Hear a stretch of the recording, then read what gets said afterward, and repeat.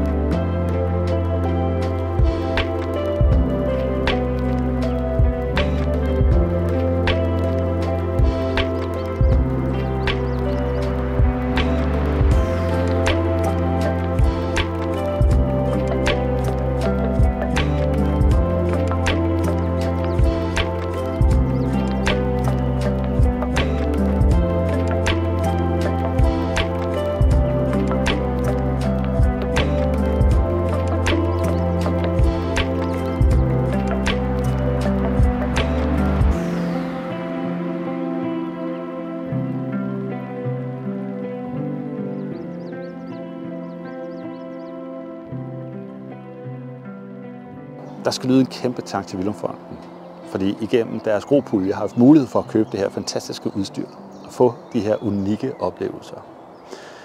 Nu skal vi hjem, og så skal vi se alle videoerne igennem, og så skal vi snakke om alle de ting, vi har oplevet her, og være rigtig nysgerrige.